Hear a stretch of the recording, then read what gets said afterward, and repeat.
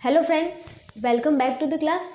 आज के हमारे इस वीडियो में हम स्टार्ट करेंगे मेजरमेंट ऑफ सेंट्रल टेंडेंसी, जिसे हम स्टैटिकल एवरेज भी कहते हैं। ठीक है, और इसे हिंदी में हम क्या कहते हैं? केंद्रीय प्रवृत्ति के माप और सांख्यिकी माध्य। ठीक है, तो देखिए इसके अंदर क्या होता है कि ये आपके सेंट्रल टेंडेंसी का मेजरमेंट है। ठीक है, और सेंट्रल टेंडेंसी जिसे हम स्टैटिकल एवरेज सांख्यिकी माध्य कहते हैं, वो क्या चीज़ होती है। ठीक है, तो देखिए जो स्टैटिकल एवरेज है, जो सांख्यिकी माध्य है, इसे हम हिंदी में नाम लिख लेते हैं सांख्यिकीय माध्य। इसे हम सांख्यिकीय माध्य कहते हैं। तो सांख्यिकी माध्य क्या चीज़ होती है? सांख्यिकी माध्य देखिए एक ऐसा वैल्यू होता है, एक ऐसा मूल्य होता है जो किसी समंक श्रेणी के जो अभिलक्षण होता है उस पर क्या डालता है? प्रकाश डालता है। इन द सेंस कि ये किसी सीरीज को रिप्रेजेंट करने वाला वैल्यू होता है। ठीक है, तो सांख्यिकी माध्य क्या है? सांख्यिकी माध्य एक ऐसा मूल्य होता है, ऐसा मूल्य होता है जो किसी समंक श्रेणी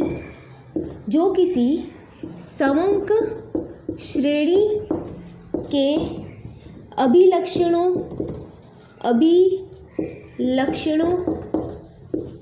या गुणों को प्रदर्शित करता है। तो ये एक ऐसा वैल्यू होता है जो किसी सीरीज के जो भी उसके गुण है, जो उसकी क्वालिटी है, उसको क्या करता है? रिप्रेजेंट करता है। उसे हम बोलते हैं स्टैटिकल एवरेज या फिर सांख्यिकी माध्य। ठीक है, ये एक ऐसा मूल्य होगा जो सिर्फ एक मूल्य होगा, और एक मूल्य क्या करेगा? आपकी पूरी की पूरी सीरीज को क्या कर देगा? रिप्रेजेंट कर देगा। इसे हम रिप्रेजेंटेटिव वैल्यू भी कह सकते हैं। इसीलिए इसका जो नाम है वो प्रतिनिधि मूल्य भी होता है। क्या है? प्रतिनिधि मूल्य। और हम इसे क्या कह सकते हैं? औसत मूल्य भी कह सकते हैं। ठीक है, औसत मूल्य भी हम कह सकते हैं, और एक सांख्यिकी माध्य तो हम इसे कहते ही हैं। ठीक है, तो ये एक प्रतिनिधि मूल्य होता है जो कि पूरी सीरीज को रिप्रेजेंट करता है। ठीक है, और दूसरा इसका नाम क्या है? Measurement of central tendency. Central tendency का मतलब केंद्रीय प्रवृत्ति का माप। अब इसको केंद्रीय प्रवृत्ति का माप क्यों कहते हैं? सेंट्रल टेंडेंसी क्यों कहते हैं? क्योंकि मोस्टली मतलब अधिकतर ये जो वैल्यू होता है वो श्रेणी के बीच में स्थित होता है। ठीक है, तो यहाँ पे हम लिखते हैं कि श्रेणी के मध्य में स्थित होने की वजह से, श्रेणी के मध्य में स्थित होने के कारण इसे हम क्या कहते हैं? केंद्रीय प्रवृत्ति का माप। केंद्रीय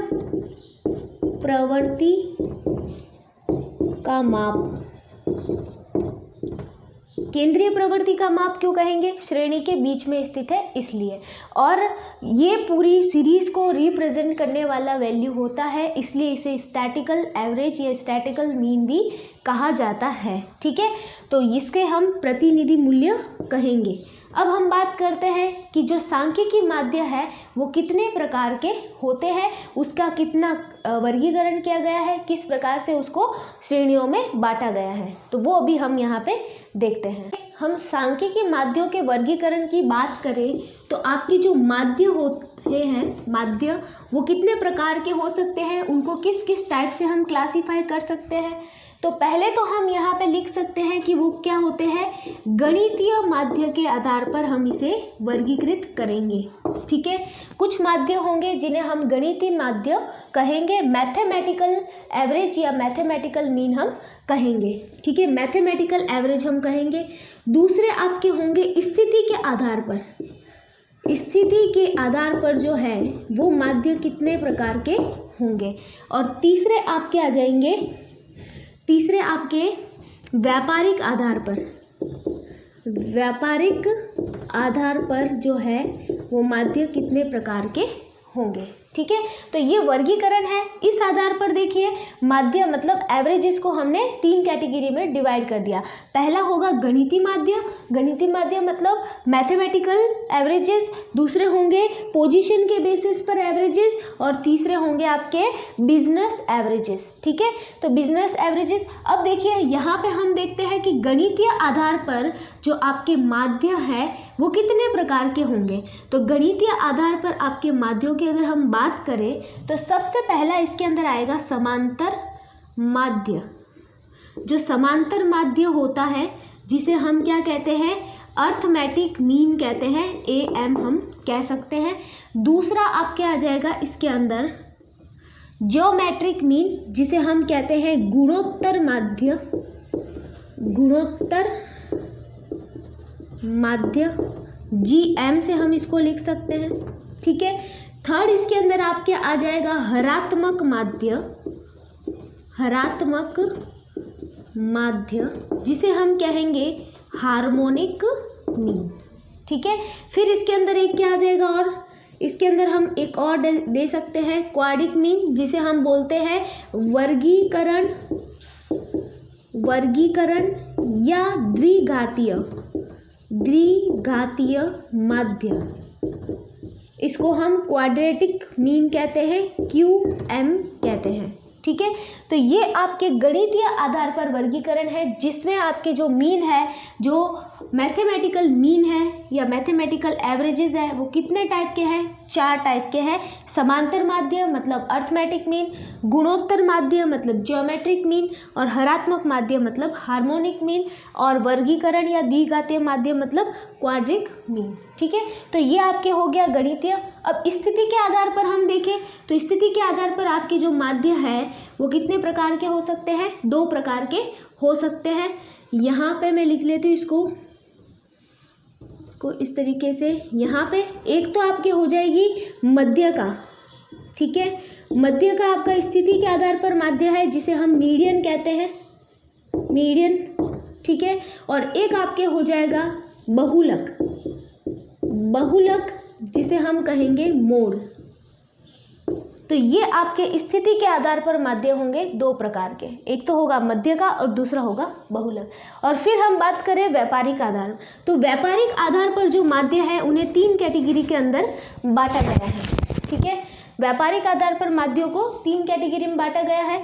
कैटेगरी नंबर फर्स्ट, थोड़ा यहाँ पे लिख देते हैं इसको। व्यापारिक माध्य में पहला तो आपके आ जाएगा चल माध्य। ठीक है। दूसरा आपके आ जाएगा प्रगामी माध्य।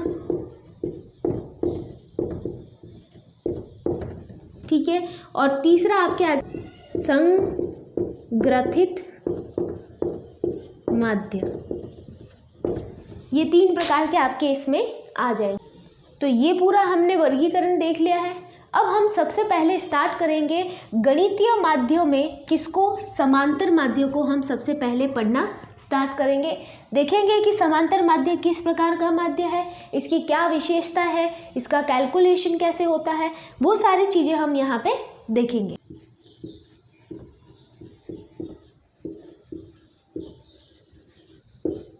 तो पहला पढ़ रहे हैं हम समांतर माध्य।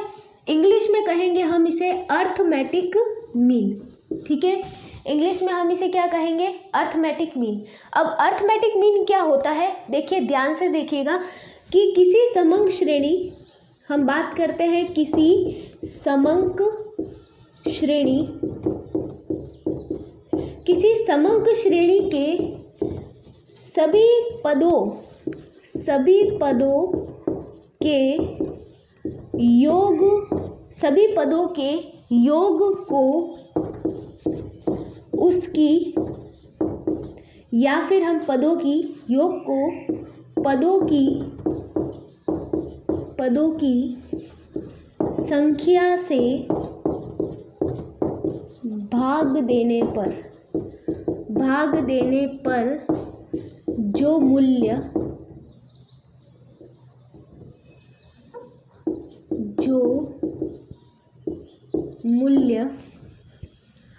प्राप्त होता है वो ही आपका क्या है, समांतर माध्य है। ठीक है।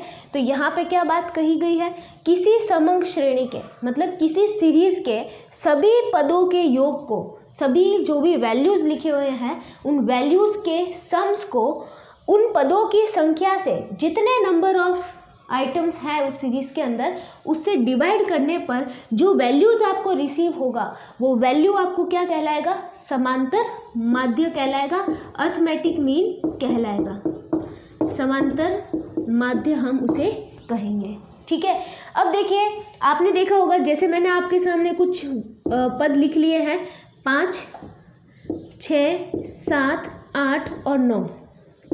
अगर आपको कहा जाए कि इसका अर्थमेटिक मीन निकालिए तो हम क्या करेंगे, इन सारे ही वैल्यूज़ को हम जोड़ देंगे और इसमें ये कितने नंबर ऑफ वैल्यूज़ है उसको हम डिवाइड कर देंगे। इट मीन्स हम क्या करेंगे, एवरेज की तरह इसको कैलकुलेट करेंगे। इसीलिए समांतर माध्य को एवरेज भी कहा जाता है, इसे औसत भी कहा जाता है, क्योंकि बिल्कुल ये औसत की तरह होता है। श्रेणी के सभी मूल्यों को उनकी संख्या से भाग देना है, मतलब कि औसत निकालना है। ठीक है। तो हम अर्थमेटिक मीन को औसत भी कहते हैं। क्लियर है। तो ये बात क्लियर हो गई। समंक श्रेणी के सभी पदों के योग को, सम को उनके पदों की संख्या से भाग देने पर जो वैल्यू आपको रिसीव होगा वही आपका समांतर माध्य होगा। ठीक है। अब हम बात करते हैं कि इसकी कैलकुलेशन कैसे होती है। यहाँ पे बात की गई है समंक श्रेणी की, तो समंक श्रेणी के आधार पर इसकी क्या होगी, गणना होगी। आपकी जो स्टैटिकल सीरीज होगी, जो डेटा की जो सीरीज होगी, उस सीरीज के अकॉर्डिंग हम अर्थमेटिक मीन को कैलकुलेट करते हैं। ठीक है। तो यहाँ पे हम समंक श्रेणियों की बात करते हैं।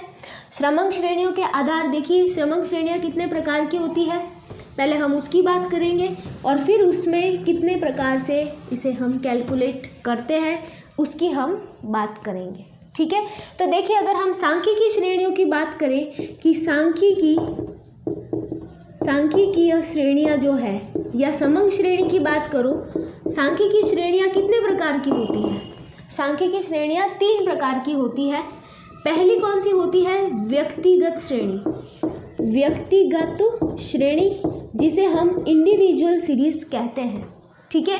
सेकंड आपके सामने आती है खंडित श्रेणी, खंडित श्रेणी को हम कहते हैं डिस्क्रीट सीरीज। ठीक है। थर्ड आपके सामने आती है कॉन्टिन्यूस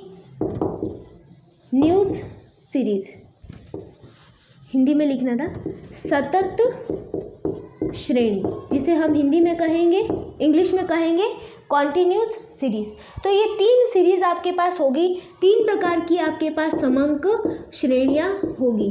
तो समंक श्रेणी के आधार पर ही हम अर्थमेटिक मीन को कैलकुलेट करते हैं, उसके आधार पर ही हम फॉर्मूला लगाते हैं। ठीक है। अब अगर हम व्यक्तिगत श्रेणी की बात करें तो व्यक्तिगत श्रेणी में केवल आपको पद मूल्य दिए हुए होते हैं, केवल आपको पद मूल्य वेरिएबल x दे रखे होते हैं। ठीक है। उसकी कोई भी आवृत्ति नहीं होती है। खंडित श्रेणी में आपको पद मूल्य व उनकी आवृत्ति दे रखी होती है। ठीक है। पद मूल्य और आवृत्ति मतलब वैल्यूज और उनकी क्या दे रखी होती है, फ्रीक्वेंसी दे रखी होती है। ठीक है। फिर हम बात करते हैं सतत श्रेणी। सतत श्रेणी कॉन्टिन्यूस सीरीज जिसे हम अखंडित श्रेणी भी कहते हैं। इसके अंदर आपके जो वैल्यूज होते हैं, जो पद मूल्य होते हैं वो स्थिर नहीं होते हैं, उनका मूल्य निश्चित नहीं होता है। जैसे कि हम बात करें 0 से 10, 10 से 20, 20 से 30, ये इस प्रकार से अगर कोई श्रेणी लिखी जाती है या इस प्रकार से आपको श्रेणी बताई जाती है तो उनमें जो पद मूल्य है उसका मूल्य क्या है, स्थिर नहीं है, फिक्स नहीं है। ठीक है। तो इसे हम क्या कहेंगे, सतत श्रेणी कहेंगे। और साथ में इसकी आवृत्ति भी दी हुई होती है, आवृत्ति भी आपको क्या होती है, गिवन होती है। ठीक है। तो ये 3 प्रकार की श्रेणियाँ आपके सामने है और इन तीनों प्रकार की श्रेणियों में इसकी गणना कैसे होती है समांतर माध्य की, वो अभी हम देखते हैं। क्या फॉर्मूला लगेगा, किस प्रकार से की जाएगी, वो अभी हम देखते हैं।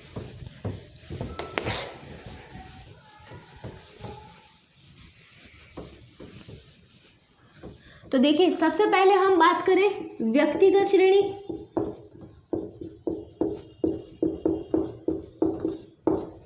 व्यक्तिगत श्रेणी का मैं आपके सामने एक उदाहरण रखूं तो उसके अंदर मैं किसी स्टूडेंट के मार्क्स या एक्स वैल्यूज लिख लेती हूं। एक्स वैल्यूज़ के अंदर मैंने कुछ वैल्यूज़ लिखी है 2, 5, 10, 15, ठीक है, कुछ इस प्रकार से मैंने वैल्यूज़ लिखी है आपके सामने। एक और वैल्यू लिख लेते हैं यहाँ पे 20। तो ये आपके सामने सिर्फ केवल और केवल वैल्यू है, ठीक है, और इसके अंदर आपको क्या निकालना है, अर्थमेटिक मीन निकालना है। तो क्या करोगे आप, इन सभी वैल्यूज़ की टोटल करोगे, ठीक है, और उन जितने नंबर ऑफ वैल्यूज़ हैं, यहाँ पे कितने वैल्यूज़ हैं आपके सामने, यहाँ पे वैल्यूज़ है 5 वैल्यूज़ है आपके सामने, ठीक है। तो 5 और 2 7 और 10 17 और 5 15, 17 और 15 हो गए आपके सामने 32 और 20 हो गए आपके सामने 52। तो टोटल जो है इनका समेशन जो है, इनकी जो सम है वो कितना है, 52 है, ठीक है। तो अब आप इसमें अर्थमेटिक मीन, जिसको हम रिप्रेजेंट करते हैं बार एक्स से, कैसे रिप्रेजेंट करेंगे, बार एक्स से, उसके लिए हम फॉर्मूला लिखेंगे सिग्मा एक्स अपॉन एन, ठीक है। तो सिग्मा एक्स हम कर चुके हैं 52 और एन बराबर यहाँ पे कितने नंबर ऑफ आइटम्स है हमारे सामने, 5 है, ठीक है। अब हम इसको क्या करेंगे, इसको हम सॉल्व करेंगे तो हमारे सामने वैल्यू आएगा, वो वैल्यू ही आपके क्या कहलाएगा, समांतर माध्य कहलाएगा, ठीक है।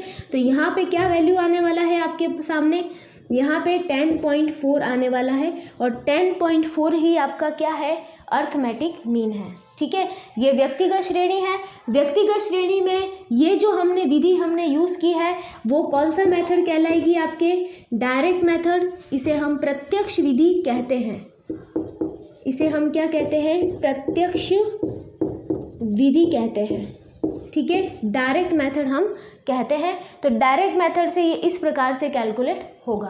अब इसी श्रेणी के अंदर, इसी व्यक्तिगत श्रेणी के अंदर आपके सामने दूसरा एक मेथड होगा जिसे हम कहते हैं शॉर्टकट मेथड, हिंदी में इसको कहते हैं लघु रीति, लघु रीति शॉर्टकट मेथड। शॉर्टकट मेथड में आप क्या फॉर्मूला करते हो, शॉर्टकट मेथड में आपको मीन निकालना है एज्यूम मीन से, ठीक है। इसके अंदर हम किसी एक वैल्यूज़ को, इसमें से किसी भी एक वैल्यू को हम क्या ले लेते हैं, एज्यूम मीन ले लेते हैं और उसके बाद हम कैलकुलेशन करते हैं। तो देखिए इसकी कैलकुलेशन कैसे होती है, A plus sigma D X upon N, ये फॉर्मूला आप यहाँ पे अप्लाई करते हो, ठीक है।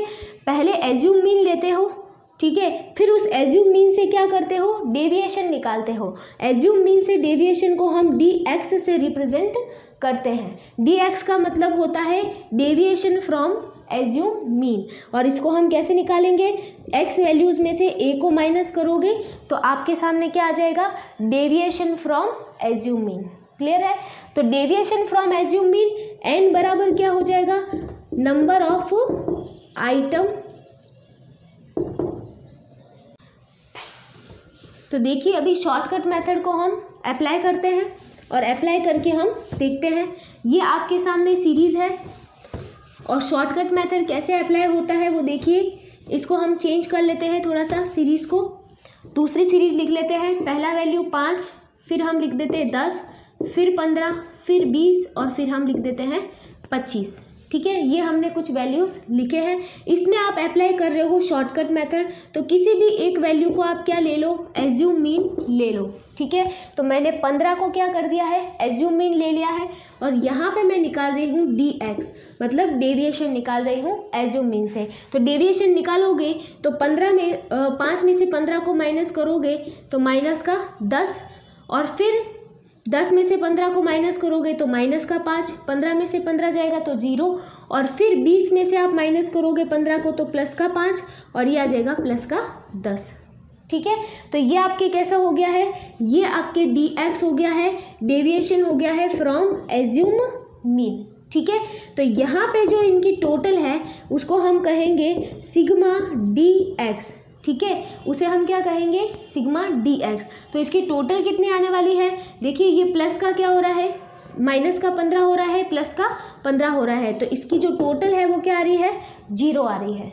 ठीक है, तो अब देखिए यहाँ पे अगर हम शॉर्टकट मेथड अप्लाई करते हैं तो यहाँ पे हम फॉर्मूला लिखेंगे a plus sigma D X upon N, और a आपने क्या लिया था 15 और डी एक्स की टोटल आपके सामने क्या थी 0, तो आपके सामने जो मीन है वो क्या आएगा, मीन आएगा आपका 15। ठीक है, तो ये है आपका शॉर्टकट मेथड। क्लियर है। तो शॉर्टकट मेथड में और डायरेक्ट मेथड में जो कैलकुलेशन होगी उसका आंसर बिल्कुल क्या आएगा, सेम आएगा। ठीक है, बस करना क्या है, उसमें सीरीज़ को ऐड करके जितने टोटल नंबर ऑफ आइटम्स है उससे डिवाइड करना है, और इसमें क्या करना है, आपको किसी एक वैल्यू को एज्यूम मीन लेना है, देन आपको उसके डेविएशन निकालने हैं एंड उसकी टोटल करके आपको फॉर्मूला ये वाला अप्लाई करना है। ठीक है, तो ये उसका फॉर्मूला है। क्लियर है। तो ये आपकी व्यक्तिगत श्रेणी हो गई। अब हम बात करेंगे खंडित श्रेणी की। तो खंडित श्रेणी देखिए किस प्रकार की होती है।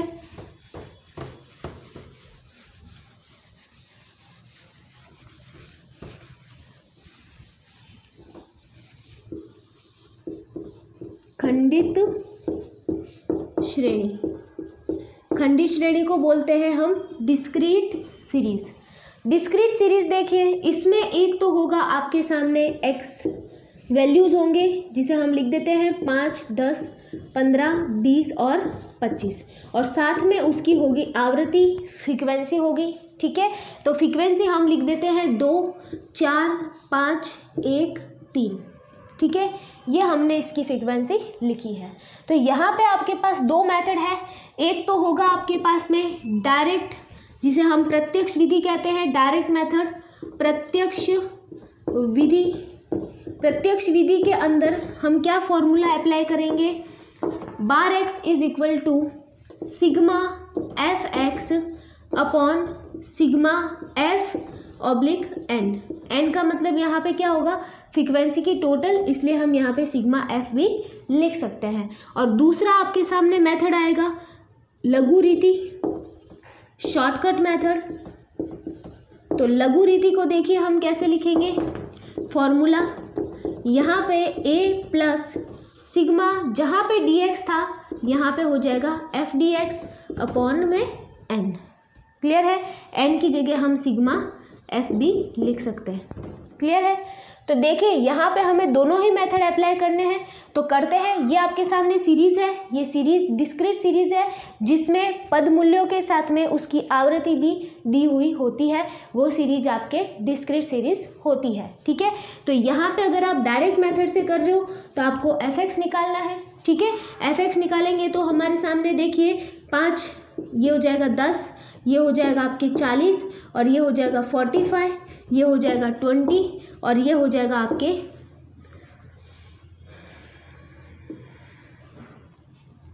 85। ठीक है, तो ये आपके एफ एक्स हो गया। अब आपको करनी है इसकी टोटल, तो ये टोटल हो जाएगी 10, और इधर हो जाएंगे 6, 6 और 4 10, और तो ये 20, इसकी टोटल आ रही है आपके सामने 200। ठीक है, अब आपको क्या करना है, फॉर्मूला लगाना है। तो फॉर्मूला हमारे सामने है bar X sigma F X upon sigma F. यहाँ पे एफ की टोटल भी कर दीजिए, 4 और 2 6, 6 और 5 कितने हो गए 11, 11 और 1 12, 12 और 3 15।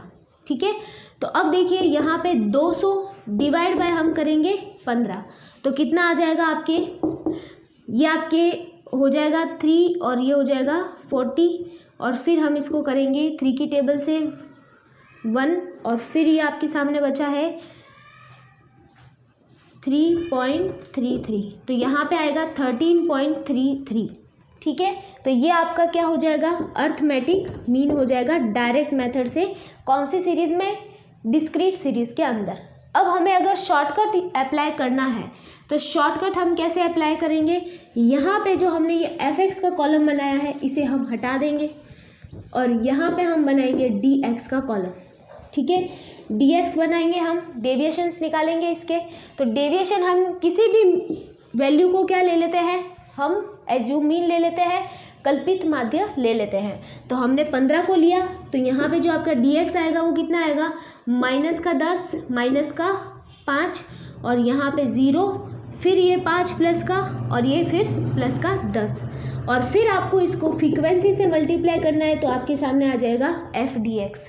ठीक है, तो एफ डी एक्स कैसे निकालोगे, इसको फ्रीक्वेंसी से, तो माइनस का हो जाएगा 20, फिर ये हो जाएगा, ये भी हो जाएगा 20, माइनस का, और ये हो जाएगा 0, ये हो जाएगा 5 और ये हो जाएगा 30। तो टोटल आपके सामने कितनी आ जाएगी, ये माइनस के हो रहे हैं आपके सामने 40 और प्लस के हो रहे हैं आपके सामने 35। तो यहाँ पे क्या आ जाएंगे, माइनस के 5। क्लियर है, माइनस के 5 आ जाएंगे। तो अब देखिए हम फॉर्मूला ये a plus sigma F D X upon sigma F ये अप्लाई करेंगे। अब देखिए a था हमारा 15 plus sigma F D x की टोटल आएगी माइनस का 5, तो हम यहाँ पे फाइनल क्या लिखेंगे, माइनस का 5। ठीक है, अपॉन में आपके सिग्मा एफ है, सिग्मा एफ की टोटल कितनी है, 15 है। ठीक है, अब हम इसको डिवाइड करेंगे तो हमारे सामने यहाँ पे माइनस 0.33। तो जब हम इसे माइनस करेंगे तो हमारे सामने आ जाएगा 14.67। तो 14.67 होगा आपका मीन। ठीक है, तो ये है आपका शॉर्टकट मेथड, और वो इससे पहले जो हमने किया था वो हमारे सामने था डायरेक्ट मेथड। अब हम सीरीज चेंज करेंगे, सीरीज लेंगे हम कौन सी, सतत श्रेणी लेंगे। श्रेणी है हमारे सामने सतत, तीसरे नंबर वाली श्रेणी आएगी सतत, या हम इसे कह सकते हैं अखंडित श्रेणी। अखंडित श्रेणी ये किस टाइप की श्रेणी होती है, ये श्रेणी देखिए आपके सामने कुछ वैल्यूज दे रखे होंगे, मार्क्स दे रखे होंगे, या फिर कुछ वैल्यूज देख लो 0 to 10, 10 to 20, 20 to 30 और 30 to 40। ये कुछ वैल्यूज हमारे सामने हैं, 40 to 50 भी लिख देते हैं। ठीक है, और आपसे पूछा गया है, इनकी फ्रीक्वेंसी भी दे रखी होगी, फ्रीक्वेंसी है 2, 5, 3, 1 and 2। ठीक है, अब आपसे पूछा गया है कि इसका मीन निकालिए। तो मीन निकालने के लिए हमारे पास सबसे पहले यहाँ पे निकालना होगा आपको मिड वैल्यू।